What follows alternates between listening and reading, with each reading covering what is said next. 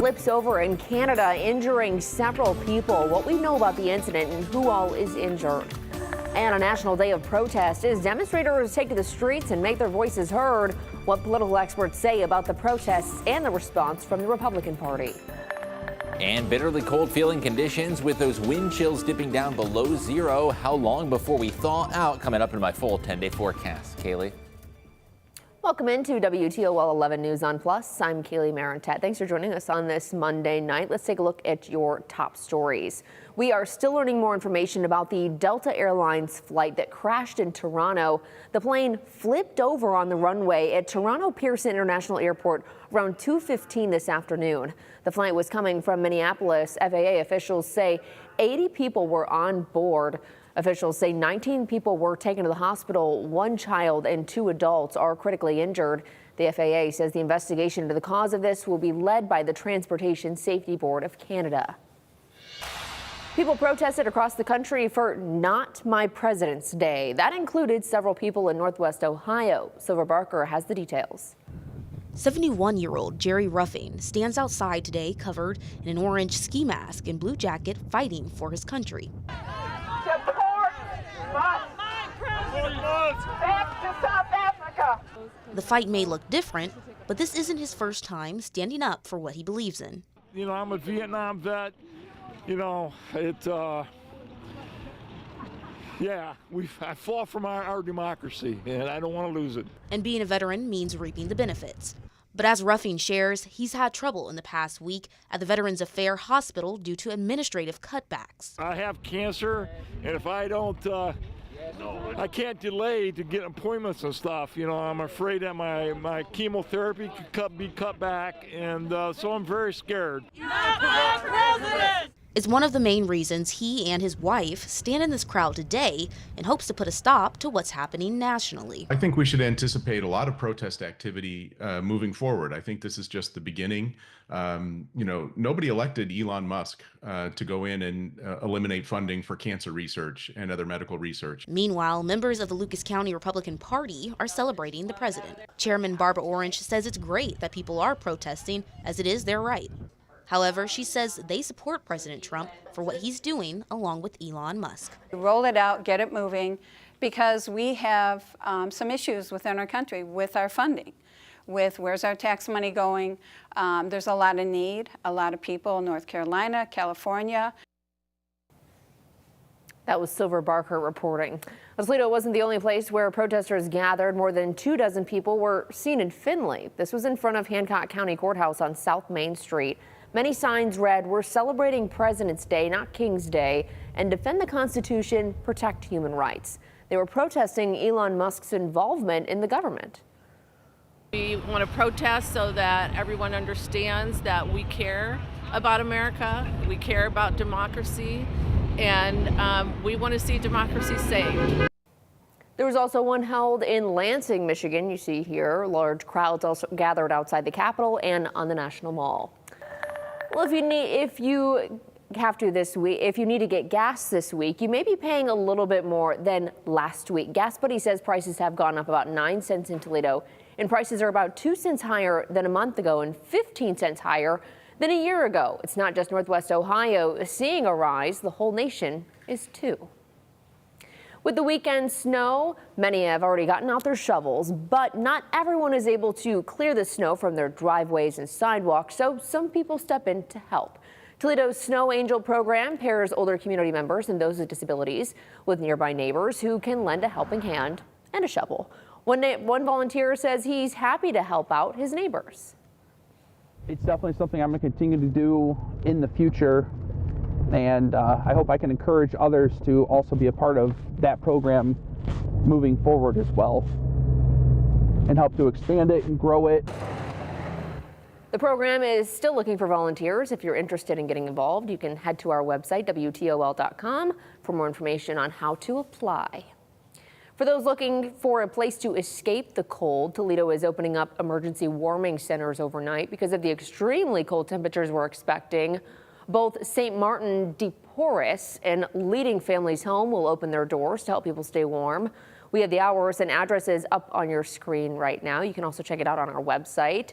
John, what are these bitter cold temperatures going to look like going into tomorrow? Kaylee, it's going to be very cold with wind chills below zero, and the morning tomorrow is going to feel even colder than it did today. So as the kids are heading back to school, keep in mind that air temperature going to drop near zero, but the wind chill factor could be below zero. Now, Tuesday's not going to be as windy at least, but I don't know if that's going to help much with how cold the mercury is going to get. A look at our current temperature map does show you across the board we're in the mid-teens. It is colder up towards Hillsdale with temperatures that are in the single digits, and that wind chill is already dropping below zero. We're at -3 in Findlay, -4 in Toledo, and -8 in Hillsdale. Hour by hour forecast, those temperatures dip down to the single digits heading into your Tuesday morning, so bundle up at the commute. Make sure to have a couple of extra layers. Into the afternoon, temperatures making it up into the mid-teens, and that doesn't even include the wind. Even though the breeze will turn calmer, that's not really going to help much with a feels like that could be as low as -10 to start off your Tuesday morning. Keep in mind, extra layers will be needed. This kind of cold can be dangerous with sustained time outside, and into the afternoon, the wind chill is going to be near the 0-degree mark. Bitterly cold, 16 degrees. West winds are going to be down to 5 to 10 miles an hour. So that's the upside of the forecast after a very breezy day today. Next big weather impact is the cold Tuesday morning. We could see some very light snow Thursday morning with our next system, but overall it's looking very minor in terms of those travel impacts. And I'm expecting a thaw in the long-range outlook that is going to bring those temperatures back near 40 degrees. Hour by hour forecast. Dry weather expected for tomorrow. That cold blast continues with lows near zero and wind chills well below the 0-degree mark. Now, as we head towards Tuesday night and Wednesday, there is going to be a system that affects the Ohio Valley and brings snow down towards Tennessee and Kentucky, but we're not going to be seeing anything out of that. Wednesday night into Thursday, a very, very minor clipper could bring us a few very light scattered snow showers. Could see a minor coating to up to half an inch of snow accumulation, so can't totally rule out a few delays, but I'm not expecting any widespread impacts out of that. After that comes the thaw. By the end of February, our average high climbs up to 42 degrees. Our current average is up to about 38, so there are some warmer days to look forward to, and the trending outlook does favor the return of some slightly milder conditions. That orange color that you see across Ohio and back towards the Midwest does show you temperatures that are going to start creeping up at least towards average, if not slightly above average, and folks in the northern plains going to be experiencing well above average temperatures. The bitter cold continues for the next several days in my 10-day outlook. Again, that weak weather disturbance comes in Thursday morning. By next weekend, we could see another system Sunday, but nothing major like those alert days we saw last week, and the outlook does bring us up near 40 degrees with a gradual thaw and climbing temperatures up near 40 degrees as we head towards the final days of February and likely to stay a bit milder into the start of March as well. All right, thanks, John. The Toledo Museum of Art is hosting an exhibit unlike any in recent years. Art of the Cut celebrates the artistry and unity of the Black beauty salon and barber industry. Take a listen.